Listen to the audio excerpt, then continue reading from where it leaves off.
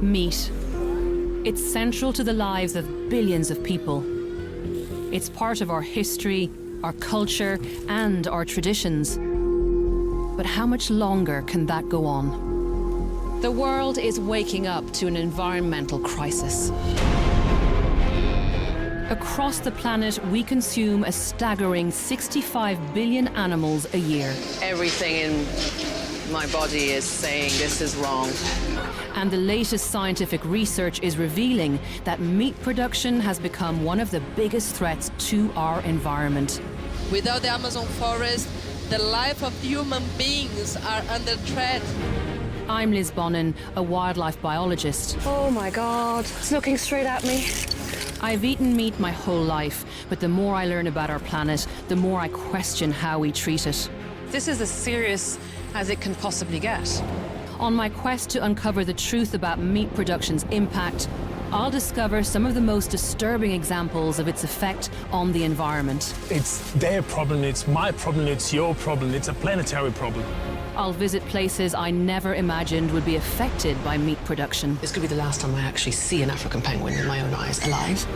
And I'll meet the scientists urgently trying to find solutions. This is a living, breathing animal that I'm looking straight into. I want to know exactly how our hunger for meat is affecting the planet. I don't think the general public has any idea about what's going on to produce the bacon they fry up for breakfast.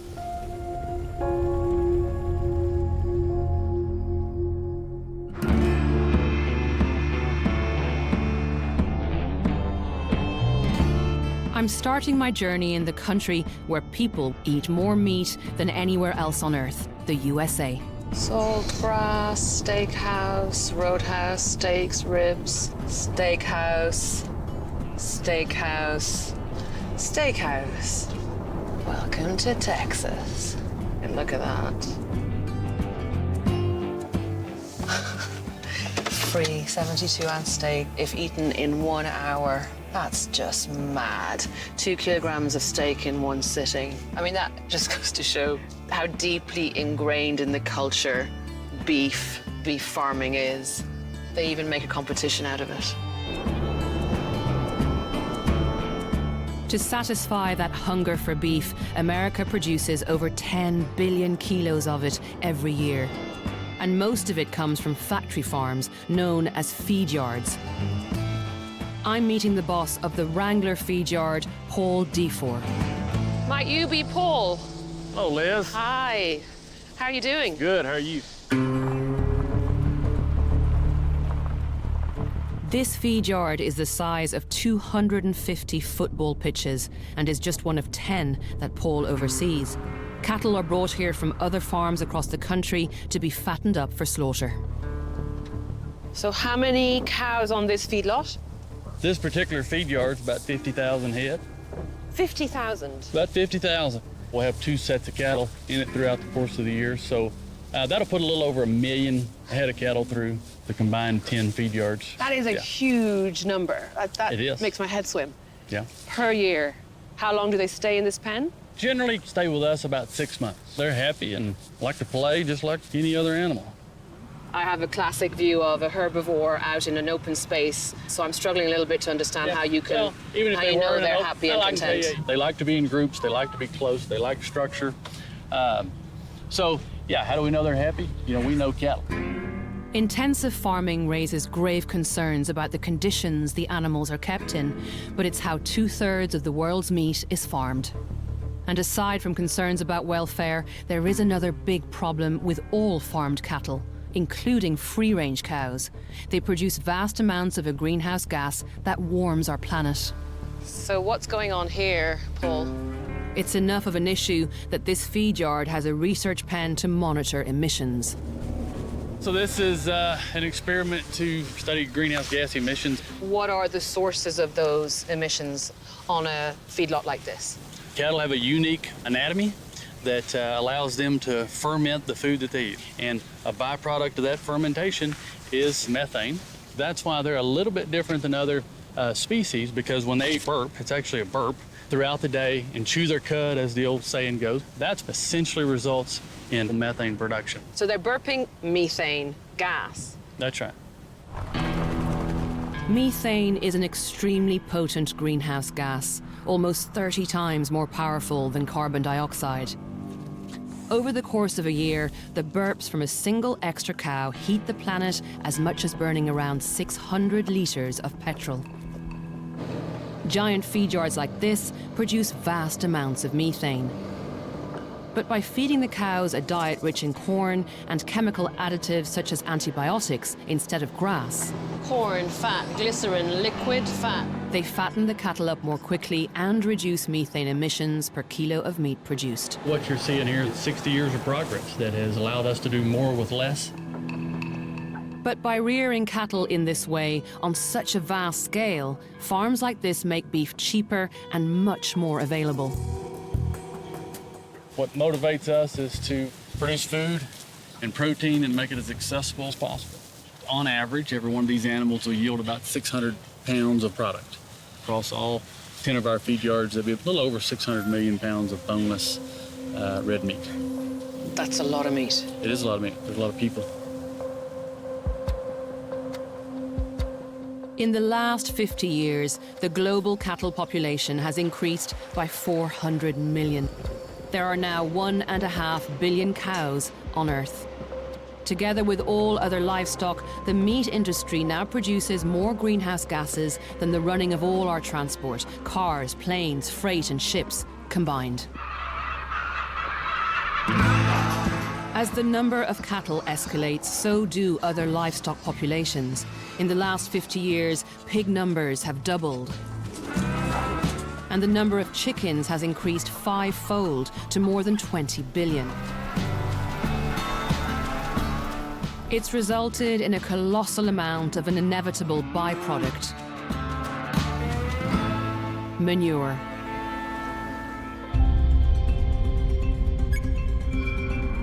My next stop is Duplin County in North Carolina, where pigs outnumber people 30-1, and manure is a serious issue. Kemp. Liz. Hi, nice to meet you. How are you? Good. Good to meet you too. Shall I join you in your Yeah, car let's then? go. Kemp Burdett works for the Waterkeeper Alliance, a non-profit organization fighting against the pollution of waterways. So we're coming up here. We're going to go right past the hog farm.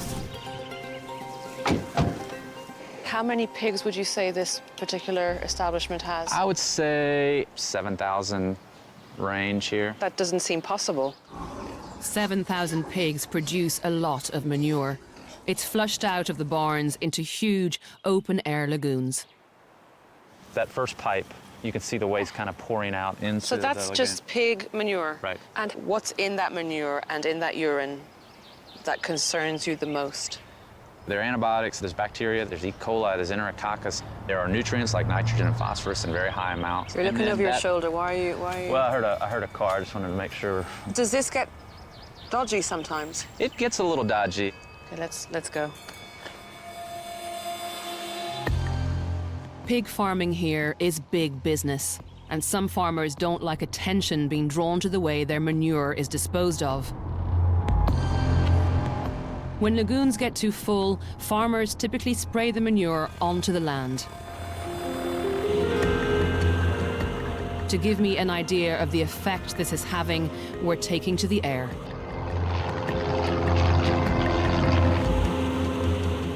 Swine is always going to have that lagoon. It'll be kind of a pink color typically. Why is it a pink color? It's the bacteria in the waste. Manure makes for a good fertilizer, but too much of it can be toxic. See how much standing water is underneath that rightmost sprayer? Is that water contaminated? It's very likely to have high levels of bacteria. And that's coming from that pink lagoon there. Exactly. And they're just dumping it. If all the manure can't be absorbed into the soil, it can run off into the surrounding landscape. Down here off the right side, you can see the runoff pattern in the field. The white branching stuff over there. You look down to the right, kind of see that swampy area, that's a wetland. It runs right next to the spray field for that new lagoon, so Yeah. it's just really easy to start to see how the waste makes its way into waterways. All I can see are barns and lagoons, barns and lagoons. I can't get over just how many there are in just this small area. So if we did a quick count here, we could see 1, 2, 3, 4, 5, 6, 7, 8, 9, 10, 11, 12, 13, 14, 15, 16, 17, 18, 19, 20, 21, 22, 23, 39, 40, 41, 45, 46. Stop it, Ken. I can't believe what I'm seeing. It's really when you take to the air that you get an absolute sense of the annihilation of this landscape.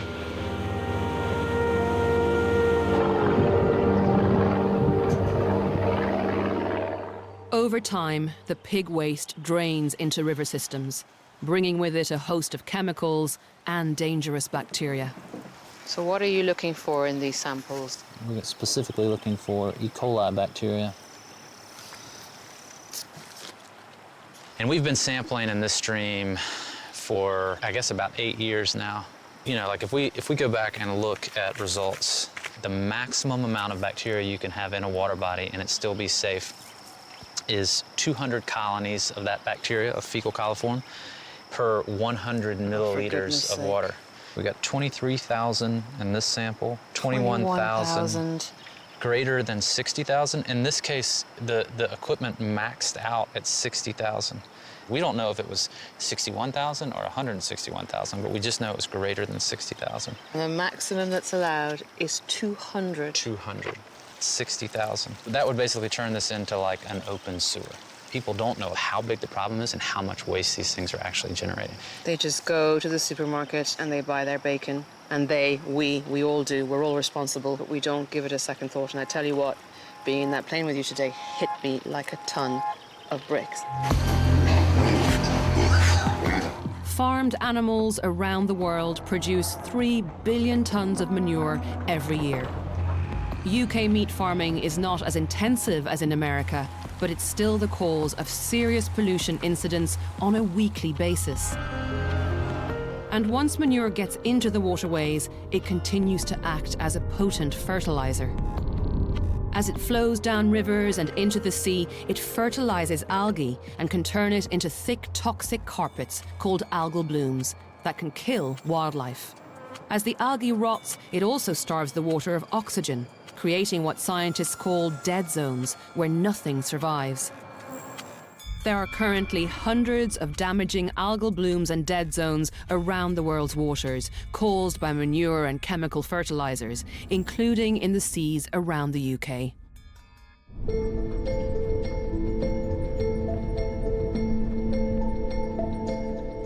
But the problems caused by manure don't have to be this severe. I'm on my way to a factory farm that's trying to do things a little differently. Tom? Hello, Hi, I'm Liz. Tom Butler. Nice to see you. Very nice to meet you, Tom Butler. Thank you for having me. The farm is made up of 10 barns, holding a total of 7,000 pigs. So when did you receive these pigs in this barn? We've had these pigs about 2 weeks, And they'll be here a total of 20 weeks. 20 weeks in this barn. You have a lot of land. Would you maybe like to think about making your pigs free range? It wouldn't produce as much meat as quickly, and a corporate way is to produce as much as you can, as fast as you can, get it to market, and that's the way they make their money. And that's the way they make their money. Yeah. Like many farmers around here, Tom doesn't actually own these pigs. A large corporation pays him to fatten them up and dictates how he feeds and rears them.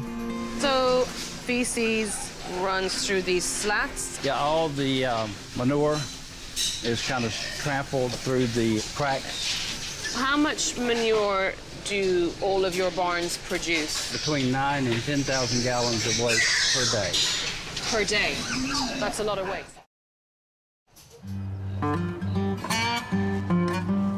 But it's what Tom is doing with all this waste that's making a difference.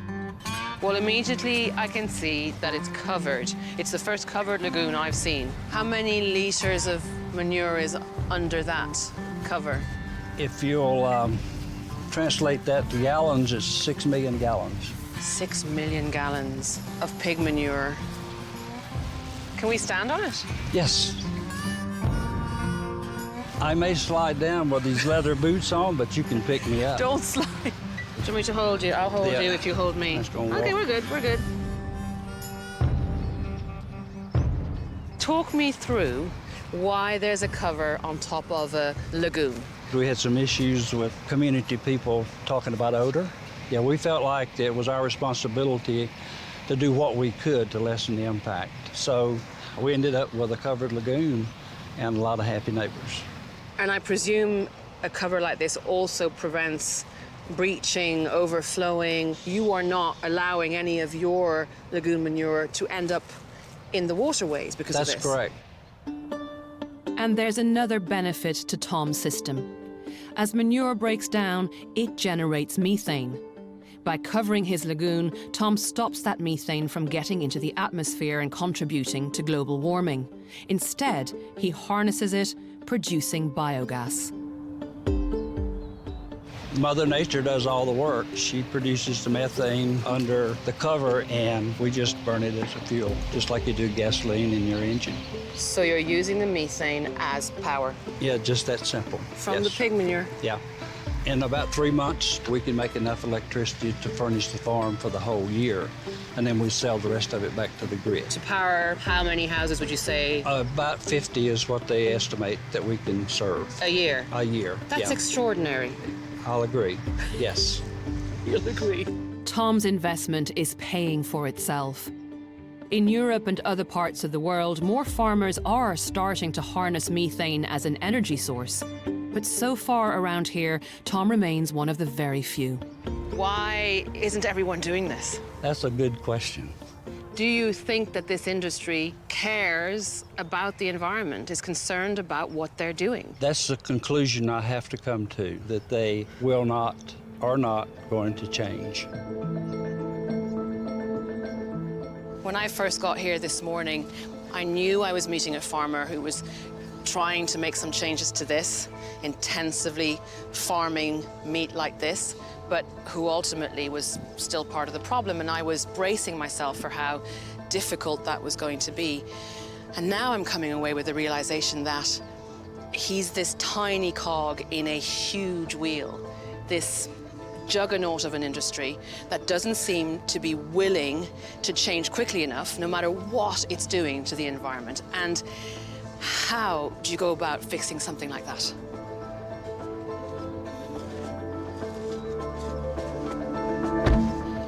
As the damage caused by intensive meat farming becomes more apparent, farmers are even encroaching into a natural wonder that plays a vital role in protecting our planet. The Amazon rainforest is known as the lungs of the Earth. Its trees store huge amounts of carbon, helping to keep the entire planet cool.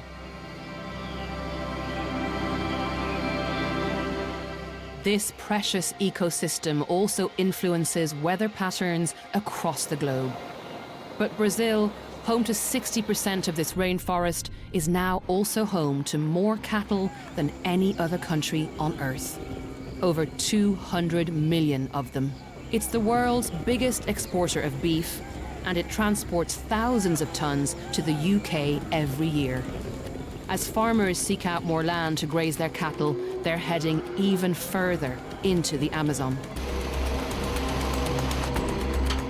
Adriana Charu works for Greenpeace. She's fighting to save the rainforest. To show me the damage taking place, she's giving me an aerial view.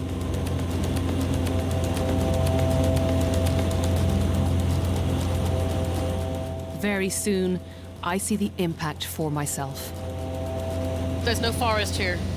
It just looks like farmland.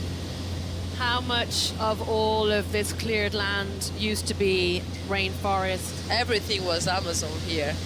Cattle is the main driver of deforestation in the Amazon. When I heard about deforestation years ago, I always thought it was logging for timber. But you're telling me that cattle grazing is the biggest driver of deforestation, not logging. No doubt. It's like flying over the British countryside, and we are in the middle of the Amazon. Look at all this cattle. Look, cattle everywhere. The cattle is eating the forest, literally, you know. Much of the Amazon is unowned land. Farmers claim a patch, slash and burn it, graze their cattle on it, and then sell the land for profit. What they're doing is often illegal, but this dense forest, the size of Western Europe, is incredibly difficult to police. How much of the Amazon has been scarred by all of this cattle ranching? We already lost almost 20% of the Amazon. And without the Amazon forest, the life of human beings are under threat in this world. Destroying the forest releases vast amounts of carbon back into the atmosphere, resulting in the warming of our planet. The destruction of the Amazon affects us all. These forests are extraordinary carbon stores, carbon sinks, the very life support system of the planet, not just of Brazil, of the planet. It's really crazy, you know, because when people are buying your piece of beef, eating your hamburger in the fast food, they really do not realize that in each piece of this hamburger there is a piece of the forest. And for my first time flying over it to see this, makes me sick to my stomach. Ranch, cows, watering hole, ranch. You know, I have a son, and when I was showing some pics for him, he was saying, Mama, the land is hurt. And he only 2 years and a half, and he understood already that, you know. They are stealing the future of the next generation. We are about to lose everything. I don't want to be a silly Westerner romanticizing about the Amazon. I'm here to get the facts from you. But seeing that and understanding the scale just sets me off. An area 3 times the size of the UK has already been cleared. And to bolster the economy, Brazil's President Jair Bolsonaro is encouraging cattle farmers to clear even more. During the summer, the equivalent of 5 football pitches were lost every single minute.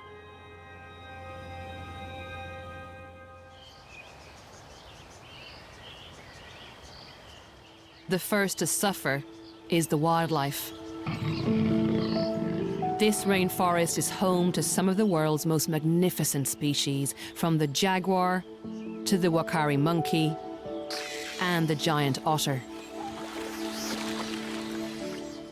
I'm here to find one of the rainforest's aerial predators, the harpy eagle. Harpies are the most powerful eagles on the planet. They mostly prey on sloths and monkeys.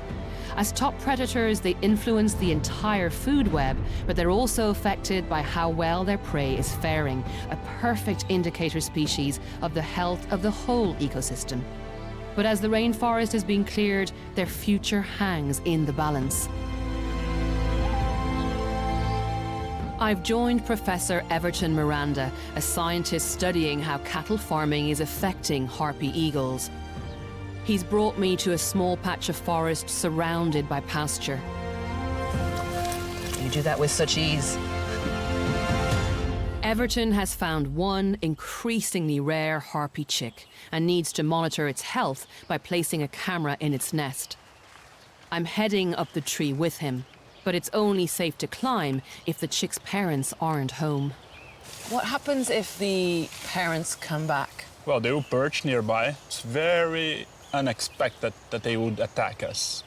And how powerful are these birds? I mean, I've read an account that their talons are as big as those of the grizzly bears. That's not true, is it? Actually, it is. They have enormous talons. They are easily able to broken human harm. It has happened a couple times. They can break a human arm. Absolutely, easily. Harpy eagles build their nests in the tallest trees, around 30 meters high. Oh my God, that's high, Everton. Yeah, it is. It's very high.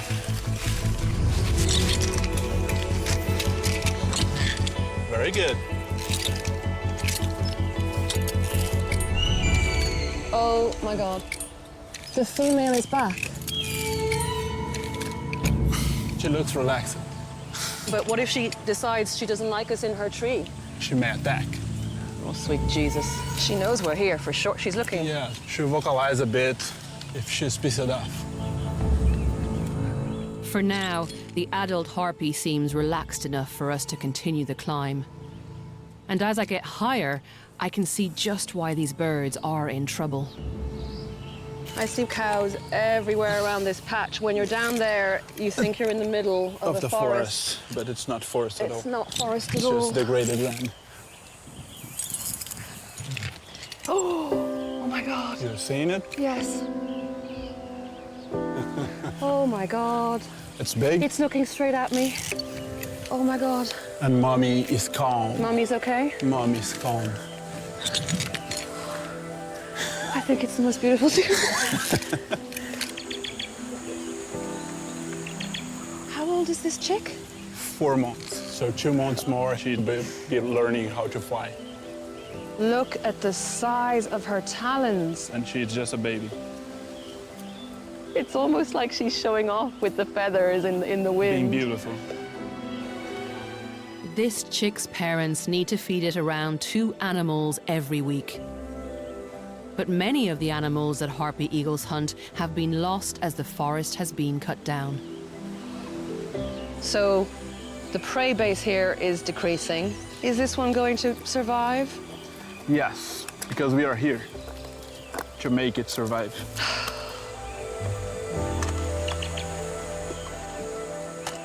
But Everton's research is revealing that more and more harpy chicks are failing to fledge. So are you seeing chicks around here starving in their nests? Yes, absolutely. We had one case where a chick was saved in her last 45 days of life with just 3 prey. The normal would be 12. And that animal starved to death.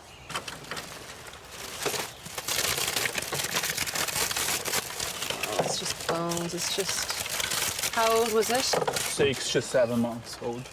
Just starved to death. Starved to death. Meat production did this. This is the front line of cattle ranching. Destroying our biodiversity, destroying our top predators. These incredible animals that live in these magical forests. Like, it doesn't get better than this. And we are systematically destroying it because we want to eat a steak. I used to eat meat. When I came to live here 3 years ago, I saw that essentially you have no harpy eagles anymore. And I immediately stopped it.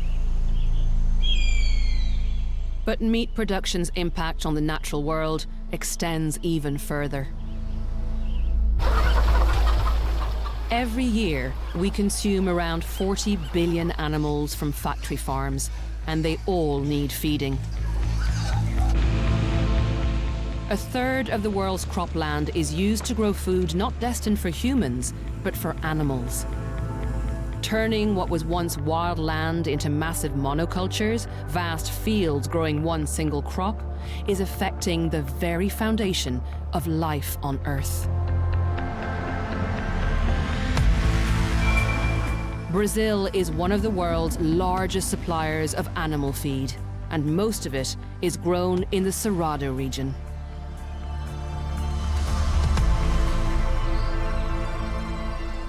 Brazil's Cerrado has been hailed as the biologically richest savanna region in the world, richer even than the savannas of Africa. But while a spotlight has been shone on the devastation taking place in the Amazon rainforest, the Cerrado has pretty much been overlooked. And because of the lure of monoculture farming, it's disappearing 4 times faster than the Amazon. More than 40,000 square miles of the Cerrado have been cleared in the last decade. Most of it is now used to grow soybeans and corn for livestock around the world. An area of Cerrado bigger than London is used to grow soy that's exported to the UK, almost entirely to feed our farmed animals. Professor Ricardo Solar is studying how these monocultures are affecting insect life. Ricardo, why insects? Why did you end up studying insects here? If you think on the whole diversity that you can have in nature, insects make up more than 70% of the diversity. They are the gears that makes everything run here.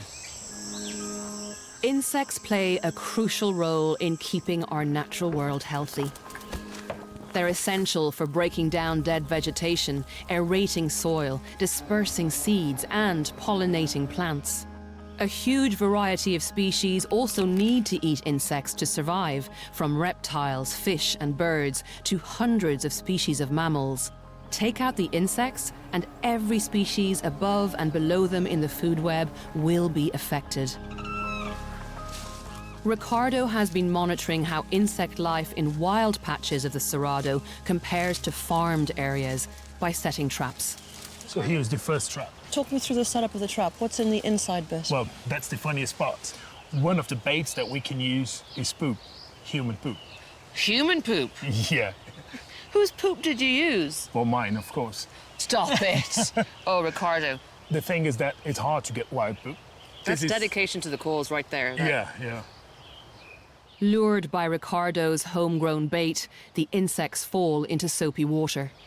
It's just impressive how diverse it is. Look at If you that. look, there are several dung beetles floating here. Is that a spider down there? Look. Yeah, there is a big spider there. It's a cornucopia of insect life. There are so many different shapes, sizes, species. They are bloody diverse. Good scientific way of describing it. They're bloody diverse. They are. And that's the thing. Even this tiny fly is very important for the ecosystem. And without all of this working, we would be screwed as a species.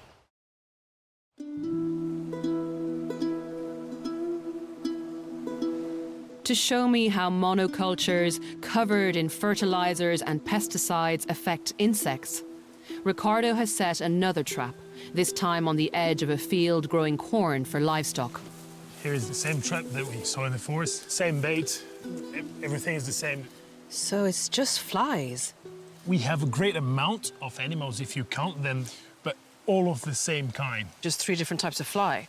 And we're not even in the very middle of a monoculture field. You know, we've got Cerrado trees right beside, and this is all we get.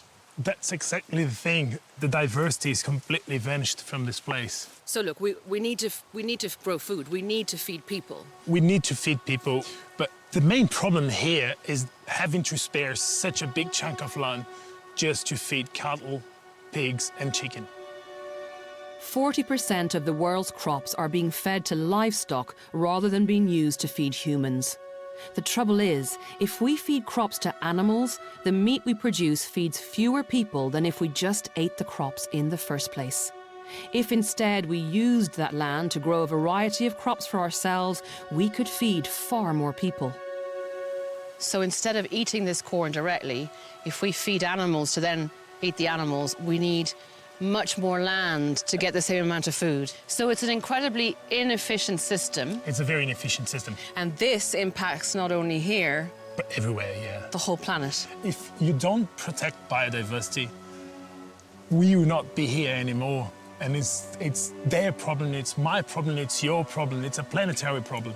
So we are crossing all the boundaries that sustain life on Earth as we know it. It makes me petrified and angry. You're a scientist, you're not doing this for dramatic effect. This is as serious as it can possibly get. Yeah, this is very serious because I don't think we realize the size of the problem that we are creating for ourselves. This is what will kill us as a species in the planet.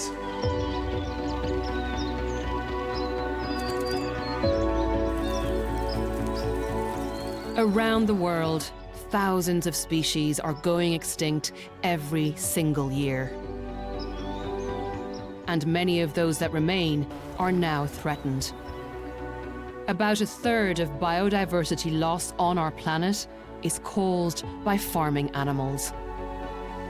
How many of us have ever really made the connection between the crop-fed meat on our plate and the destruction of some of the planet's most important biodiversity strongholds. I mean, this is nothing short of catastrophic. And what frightens me the most is that a staggering number of species that have evolved over millions of years to do their job in keeping the planet and us alive are going extinct before even being discovered. And once they're gone forever. But intensively reared livestock aren't just fed crops grown on the land. We're also raiding the seas to feed them.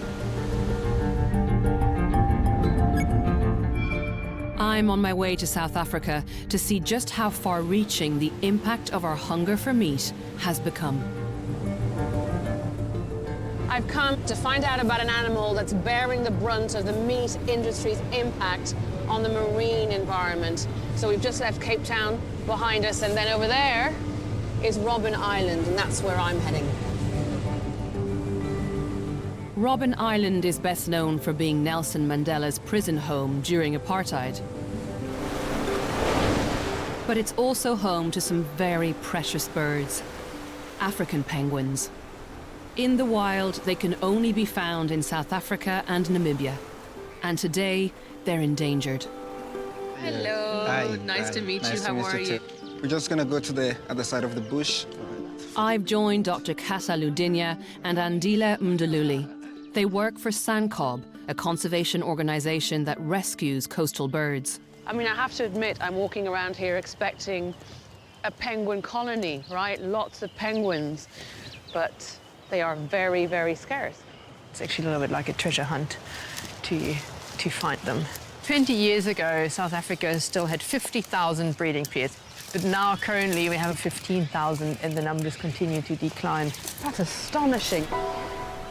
There's basically no sardine out in the ocean for the birds to eat.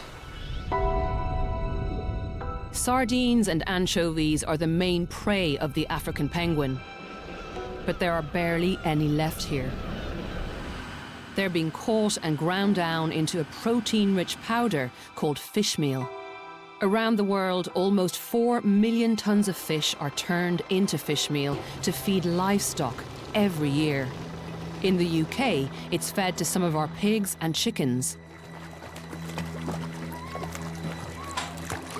With so few fish left, around 1,000 starving penguins are brought to SANCOB's bird sanctuary each year. This is Manure. He's got a little fluffy towards company. I'm meeting the youngest residents who were abandoned by their parents before they'd even hatched. How old is this little guy? I think he's about almost 3 weeks old. How is it that a penguin chick call breaks my heart?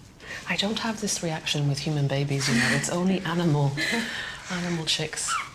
How many eggs are you having to take in from the wild these days? 50 eggs in a season. So a little bit of formula and then some actual bits of fish. And this is sardines. So the very fish that is drastically depleted in the wild, that they simply can't get enough of to feed their chicks. It really is quite moving to just see this little tiny vulnerable individual, and you're doing everything you can to give it a fighting chance, and yet when you release this little guy, there's still not enough food out there for them. Yeah, so that is one of the big problems that we obviously have to deal with. Once we let them go, they basically go into an environment that we know doesn't have enough fish to sustain the population. But what's the reality for these African penguins? If we don't change anything dramatically, the species will be extinct or can go extinct in the next 15, 25 years. Gone. Every single individual gone, disappeared off the planet. All of the sardines off this coastline used for fish meal. We're taking the food of an animal that's literally facing extinction to feed to another animal so that we can eat that animal. It doesn't make any sense. The impact that our demand for meat has on our planet and its wildlife is truly staggering. To make matters worse, in 30 years' time, there will be 2 billion more humans to feed.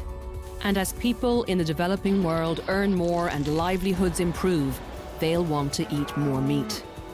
By 2050, demand for meat around the world is expected to rise by over 40%. It's more than our planet can sustain.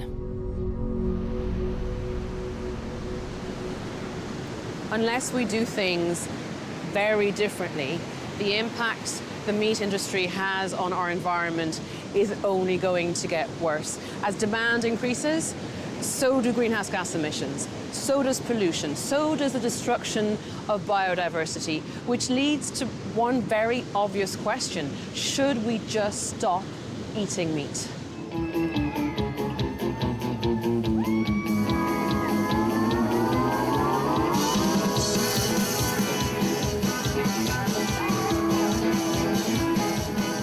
I'm in Texas. Summer is on the way and barbecue season is in full swing. Hi. Hi. Sarah. Nice to meet you. Nice to meet you too. How are you? Thanks for taking the time to meet me. I know you're very busy. Shall we have a little walk around? Absolutely. I've met up with Dr. Sarah Place, a scientist who works for the National Cattlemen's Beef Association.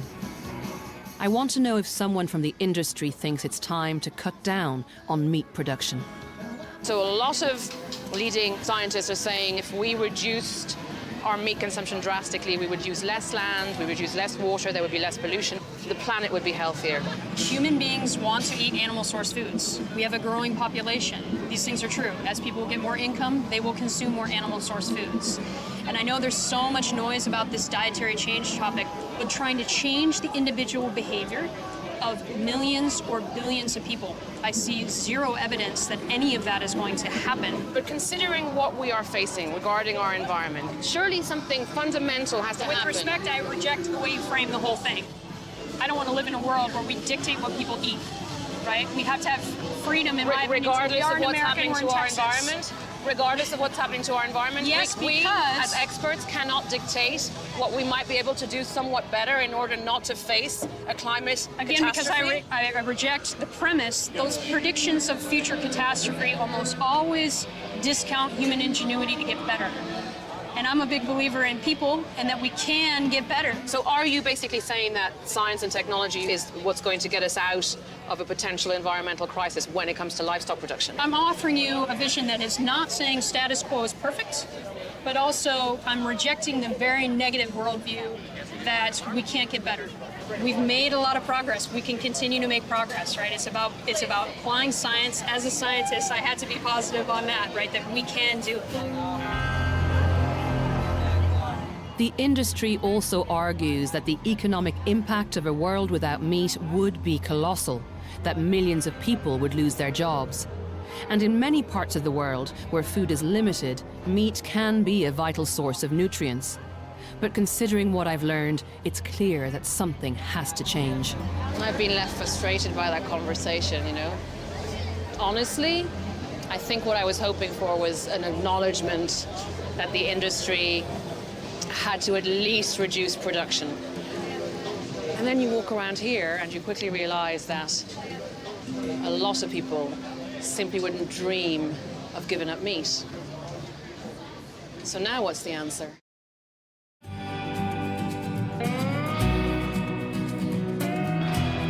Scientists are striving for solutions, and many are focusing on how to reduce the vast volumes of methane produced by cows.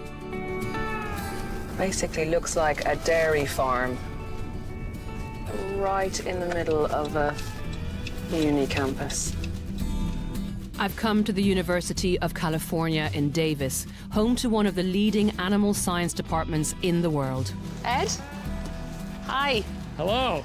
How are you? Professor Ed De Peters is researching how a cow's diet can affect methane emissions. And to do that, he studies a cow called Daffodil, who has a hole in her stomach. It looks very odd. So you can see the plastic material closes the opening into the stomach compartments. It is kind of freaky to me, Ed. So tell me why it's necessary to do this. To get a sample, we would have to use a stomach tube. And a stomach tube in my view, is more traumatic to the animal if I've got to pass that down her esophagus to get a sample. And she really doesn't realize it's almost there. And so we can sample frequently and we can study digestion. I'm hearing interesting noises. I'm also definitely getting a whiff of a very new smell. It's not methane. You can't smell methane. Right. So you're not smelling methane. You're smelling volatile fatty acids. That's I've what you're just smelled a smelling. volatile fatty acid. Yeah. I never thought I'd say that in my lifetime. And I take the plug out. She's going through lots of contractions, mixing all the feed that she's eating. Ed feeds Daffodil different grains and fruits to see how they affect her and what difference they might make to the methane she produces. To ensure this diet isn't causing her digestive problems, he needs regular samples of her stomach juices. Oh, very compact. Oh, it's very dense. Are you okay? It's Is she very okay? dense. Ooh, a bit of Feel the gas contractions? escaped. Feel the contractions? This is the Ed, I have carried out post-mortems. This is a living, breathing animal Oh, yeah. that I'm looking straight into. Wowzers, Perfect. that's crazy stuff. The little beaker. She's going to Will eat she and make make it more up. of this? Yes. More out of this? Yeah. And I put it back. The research taking place here is leading to some remarkable results. Adding a small amount of seaweed to a cow's diet seems to be reducing methane emissions by 60%. This could have huge potential, but it's not yet clear what impact industrial-scale harvesting of seaweed could have on the oceans. And some experts believe that to solve the environmental challenges caused by meat, we need a total transformation in the way it's produced.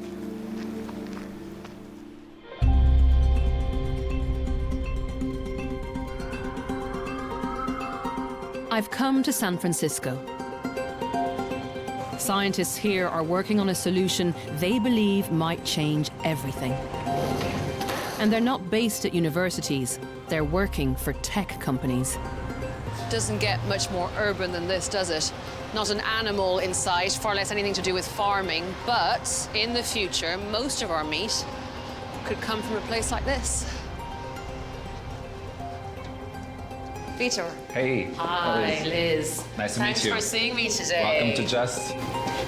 Vitor Santo works for Just, a company that's growing meat in a lab. The principle is that because the only thing you're growing is meat, not the whole animal and all its organs and bones, the process requires fewer resources. The industry is potentially worth millions, so company secrets are closely guarded. From this part on, we cannot record. I'm just going to show you the last stage of the lab. All because classified? Yeah. Makes it sound very James Bond. Okay, so how many animals need to be killed to make, I don't know, a certain number of steaks in the lab? None. That's the beauty of the process. No need to sacrifice the animal, so that's one of the biggest advantages of this. Instead, the company took some cells from a chicken feather. The cells are fed nutrients in a liquid solution so that they can develop and multiply into muscle fibers, in other words, meat. Once these have grown to be ready to cook, what do they look like? So they look like ground chicken meat. This is frozen, so it has the same sort of color. It's pale, white, yellow. But for me, I'm concerned about what you have to add to cells in a clinical, in a lab setting, and what that might be doing to me as someone who's eating that meat. That's the bit I'm wary of, and I'm sure I'm not alone. About the nutrition that we give the cells, it's not different than the feed that we provide to the animals in terms of calories, proteins, and all that. The only thing that changes is the process. Instead of growing in an animal, they're growing in an incubator in a tank. So where are we going now? We're going to the kitchen, to the best part. Lab-grown meat can't be produced cheaply enough yet for us to buy. Tony's been here. Yeah, that's true. A while ago. But in the test kitchen, Josh Hyman is trying to turn cultured chicken into something with mass appeal. Nuggets. So we're just heating up our oil and ready to drop our little chicken nugget in. Okay. Can you just show me what it looks like before you cook it? Of course. Is this the same stuff as in the frozen packet you showed me? And then breaded? Yes. Little breadcrumbs? Yes. And what else? So if we had a label on this today, the #1 ingredient would be cultured chicken. Am I seeing paprika here? A little bit. I like paprika. Ultimately, we want this to taste good. I still am not convinced that the die-hard meat eaters that love a good old Texan barbecue are going to buy this in the supermarket instead. But if I could make it taste just as good. It's not even about the taste. I feel that, like, That's where you you know start. the way people don't like change. It's like, I've been doing this all my life, and I want my meat to come from a living cow, even By the though time I this don't. is ready, those people won't be around anymore. Yeah. You'll have this new group of people who are looking for some food that's more sustainable, that's made in a better way. As much as I love everything that you're doing here, I just don't want to eat it. Come on, join an exclusive club for now. You're good. Go on then. How can you argue with that? I know. Is this why you put him front of house? Pretty much. Among other things, but yeah. Smear of sauce. Yeah. It's all in the presentation, Josh, isn't it? It looks like chicken nugget and it smells like chicken nugget.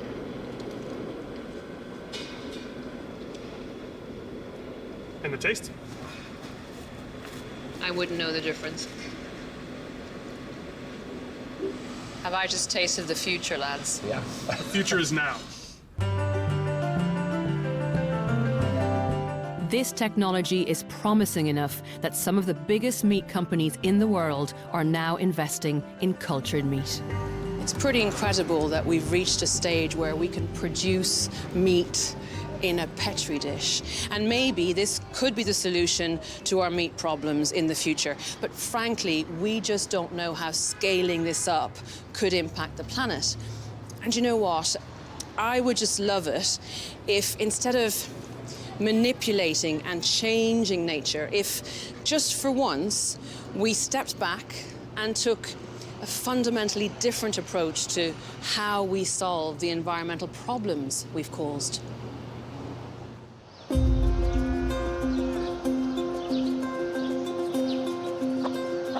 Some farmers around the world are rearing livestock in a way that takes better care of the planet, using farming methods that support soil health without the need for chemical fertilizers and pesticides. Rearing fewer animals that don't overgraze, allowing the land to recover. And managing a variety of animals in order to protect the planet's biodiversity. But the solution also lies with how much we consume. The latest research says that to meaningfully reduce the impact of meat production, we need to cut down to a few hundred grams a week, just 1 or 2 portions. So how do we change our meat-eating habits? I'm in Wales to meet a farmer who believes the key lies in the relationship we have with the meat we eat. Hi there. Hi, Liz. Matthew. Nice to meet you finally. How are you doing? Nice to meet you. Yeah, This very is good. Thank you. great. What a setup. So you're going to show me the animals you keep here? Of course. Let's go around and see the chickens. Great, We're going to head thanks. this way.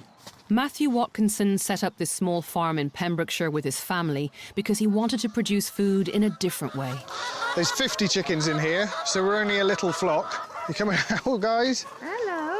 He used to work as a vet on large livestock farms, and he didn't like what he saw. I wanted farming to be different. Rather than 32,000 or whatever it is in chickens in one shed, we're going for 50. We're trying to get away from what I would call force farming, trying to push things beyond what they're naturally capable of. Matthew believes that if people truly connected with the fact that meat doesn't just come from a supermarket, but from a living, breathing animal, the change could be dramatic. He and his family know all the costs of rearing the animals they eat because they're responsible for every stage of their lives, what the chickens eat, how they're kept, and how they die. Matthew only slaughters chickens at the end of their egg-laying lives in what he believes is the most ethical way. There we go. Are you going to do it now, straight away? In front of, like, I just want to be warned a little bit. I'm okay with this. I respect the way you approach all this, but I just want to kind of get a bit of an idea of it. Well, It's just going to happen straight away. We'll stun her, and then I'll immediately break her neck and sever the spinal cord, and she will not know anything about it. Do you always find this a bit difficult? Yeah, I'm nervous. I'm breathing hard. This is, I don't think we should ever get used to it because I don't want it to be an easy process. If it was too easy, then you stop respecting it.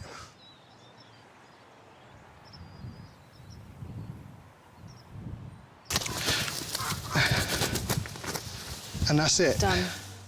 Around the world, every single second, 2,000 chickens are killed. And yet, most of us will never witness this ourselves. It's a profound reminder of what it takes to produce our meat.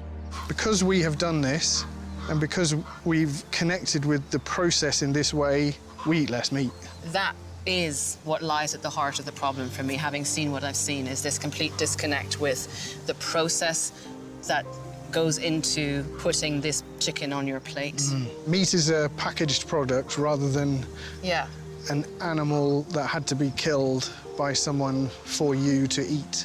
Yeah. A chicken? Oh, what did you put in there? What herbs and... Lemon balm, sage. Clearly, it isn't possible for most of us to rear and kill our own animals. The chicken is going to be very nice. Is it going to be very nice? But if we are going to keep eating meat, perhaps by reconnecting with what it takes to put it on our plates, we might eat less of it.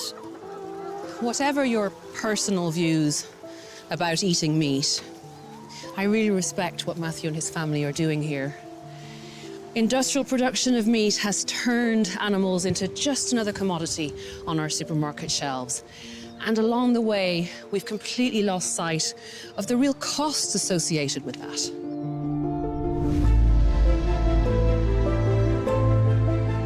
Meat production is taking its toll on our wildlife and our environment. Modern farming makes so much of it so cheaply that we're now eating more than the natural world can sustain. But we can all play a part in turning this around. We can safeguard the future of our planet and indeed, our future. I think it's safe to say that I have been shell-shocked by everything I've seen. The impact that meat production has on our environment is simply staggering and much more far-reaching than I imagined. From a personal standpoint, I'm eating even less meat and I've given up red meat altogether. And that's the thing.